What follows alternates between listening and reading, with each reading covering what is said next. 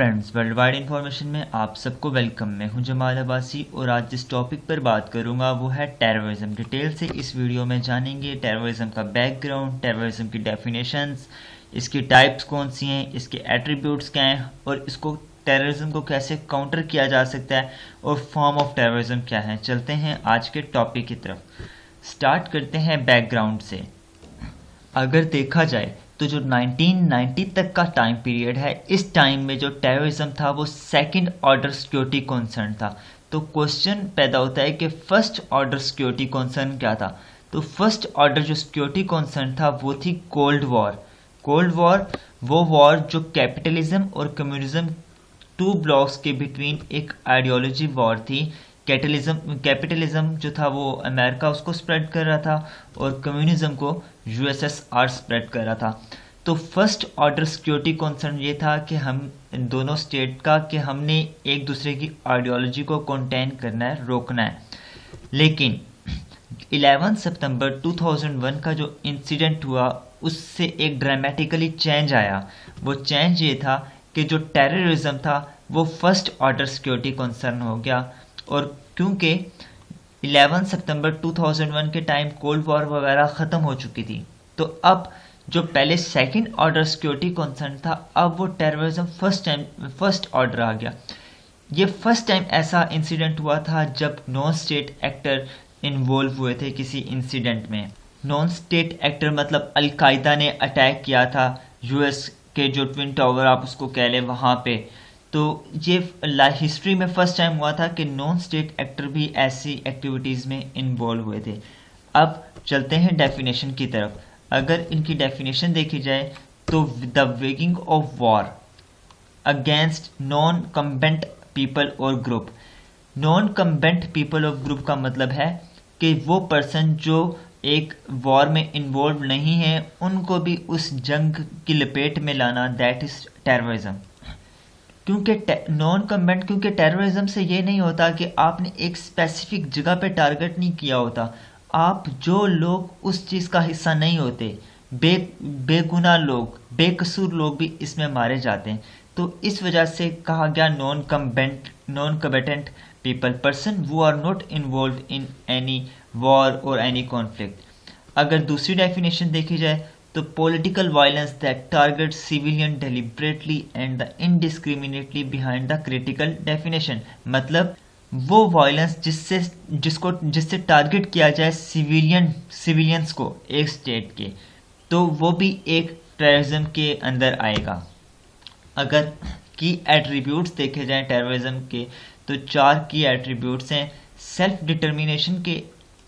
Self determination जैसे कि आप ये कहें कि भाई हमें अपनी एक आज़ाद रियासत चाहिए तो वो उसके लिए लोग टेररिज्म करें।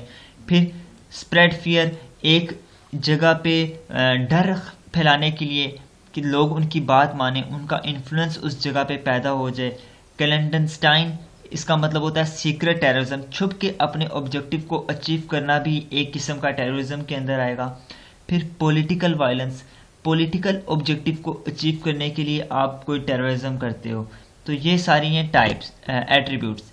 अगर स्ट्रेटजीज देखी जाएं तो इन टेररिज्म को कैसे काउंटर किया जा सकता है, तो number 1 through military repression. Military के प्रेशर से या हमारी मिलिट्री जो होती है स्टेट की वो इसको कंट्रोल कर सकती है। फिर पॉलिटिकल डील, जो उनकी डील है कि हमें ये चीज़ चाहिए, ये हमारा एजेंडा है, इस वजह से हम लोग ये कर रहे हैं, क्योंकि टेररिज्म के पीछे एक एजेंडा होता है। तो उनकी जो डील्स हैं उनको मान लेना या उनके साथ डिप्लोमेसी कर लेना। फिर एक सलूशन ये है कि जो स्टेट की सिक्योरिटी है उसको थोड़ा मजबूत बनाया जाए, कोई लूप होल ना छोड़ा जाए जिससे जो टेररिस्ट हैं उनको मौका मिले ऐसा काम करने का। अब जो most common form of terrorism है वो ये 4-5 हैं। एक असैसिनेशन, किसी का कत्ल कर देना, मर्डर कर देना, that is also came in terrorism. Then bombing, कहीं पे बॉम्बिंग करना वो भी टेररिज्म होगा। होस्टेज, किसी को होस्टेज कर लेना, और प्लान हाईजैक भी टेररिज्म के अंदर आएगा। अब जो डेफिनेशन इसकी एक देखा जाए कि राइज ऑफ न्यू टेररिज्म, इसलिए ये वर्ड यूज़ हुआ है कि इससे पहले जो टेररिज्म की डेफिनेशन थी वो और थी। क्योंकि उनके अंदर नॉन स्टेट एक्टर इन्वॉल्व नहीं होते थे। तो ये फर्स्ट टाइम न्यू ब्रांड, इसको कहा गया new brand of terrorism involve हुआ था, जो 11 सितंबर 2001 का इंसिडेंट था। अगर टाइप्स देखी जाएं तो जो पहली टाइप आती है वो इंसरेक्शनरी टेररिज्म। अब ये वो वाला टेररिज्म होता है जिसमें आप स्टेट की गवर्नमेंट को ओवरथ्रोन करते हो, ठीक है। ये जो हुआ है ये पॉजिटिव होता है, ये एक सिस्टम को चेंज करने के लिए होता है, और सिस्टम को चेंज करने के लिए जो भी टेररिज्म होता है वो सोसाइटी में पीस लाता है। मतलब कि इससे पहले इट मीन्स सोसाइटी में इंस्टेबिलिटी थी, स्टेबिलिटी नहीं थी, इंस्टेबिलिटी थी। तो तब लोग उस चीज़ से तंग आके क्या करते हैं, रेवोल्यूशन लाते हैं, उसको भी टेररिज्म कहा गया है। तो इसलिए इस टेररिज्म से पॉजिटिव इम्पैक्ट जो होते हैं वो ज़्यादा आते हैं। इसकी एग्जांपल अगर आपके पास हो तो फ्रेंच रेवोल्यूशन एक एग्जांपल है, या माओ जेडोंग का जो चाइना में रेवोल्यूशन आया था, तो वो भी अपने जो पहले सिस्टम से तंग थे तब इन्होंने रेवोल्यूशन लाया। तो इट मीन्स इंसरेक्शनरी जो टेररिज्म होता है वो सोसाइटी में पीस लाता है। वो तब लोग लेके आते हैं जब वो सोसाइटी में एक बिगाड़ पैदा हुआ हो, सोसाइटी इंस्टेबल हो, तो उसको स्टेबिलिटी की तरफ ले जाने के लिए ये इंसरेक्शनरी टेररिज्म होता है। देन हमारे पास जो दूसरी टाइप है उसको कहा जाता है लूनर और इशू टेररिज्म। ये एक सिंगल कॉज की बेस पे होता है। ये जो लोनर से पता चल रहा था single, this is aimed at the promotion of single cause. कोई एक वजह होती है जिसकी वजह से लोग तंग होके ऐसा काम करते हैं। अब आप अगर इसको देखा जाए तो यूएसए में जब एबॉर्शन का प्रोसेस लीगल हो गया था तो लोगों को ये चीज़ पसंद नहीं आई थी, तो लोगों ने बम्बिंग स्टार्ट कर दी थी जितने भी एबॉर्शन क्लिनिक थे। तो जो एबॉर्शन क्लिनिक और एबॉर्शन का इशू ये एक कॉज थी, इसकी बेस पे इन्होंने बम्बिंग स्टार्ट कर दी। तो ये एक लूनर और इशू टेररिज्म होता है, एक इशू पे आप ऐसा काम करते हैं। देन इसके बाद आता है नेशनलिस्ट टेररिज्म। अब ये जो नेशनलिस्ट टेररिज्म होता है इनका जो गोल होता है वो होता है इंडिपेंडेंस को हासिल करना। एक स्टेट के अंदर ही आप तंग होके कहें कि भाई हमें एक आज़ाद रियासत चाहिए, खुद मुख्तियार मुल्क हमने अपना बनाना है, तो इट मीन्स गैनिंग इंडिपेंडेंस जो है वो टेररिज्म है। आप एक कॉलोनियल रूल से निकलना चाहते हो तो उसको हम नेशनलिस्ट टेररिज्म कहते हैं। अब इसकी अगर हमारे पास एग्जांपल देखी जाए तो कुर्द मूवमेंट जो चल रही है टर्की में, सीरिया में, तो ये चाह रहे हैं कि हमारा एक अलग मुल्क हो, हमें भी एक कुर्द स्टेट मिलनी चाहिए। तो ये अब नेशनलिस्ट टेररिज्म है, ये इंडिपेंडेंस चाह रहे हैं, खुद मुख्तियार मुल्क चाह रहे हैं, तो इसको हम नेशनलिस्ट टेररिज्म में लाएंगे।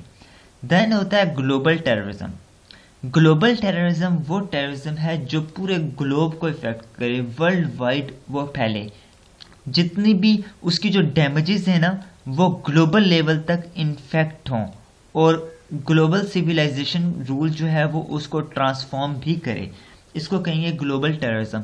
अब जैसे कि जो 9/11 का इंसिडेंट था, इसने वो एक किस्म का ग्लोबल टेररिज्म में आएगा। उसने पूरी डेफिनेशन टेररिज्म की चेंज कर दी, पूरी दुनिया को लपेट में आया।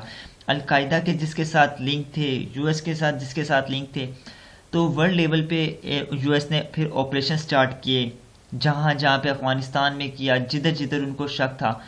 तो इसको कहा जाता है ग्लोबल टेररिज्म। ये था आज का lecture. Thank you for watching. I really appreciate your time. Kindly subscribe this channel and press the bell icon for next videos.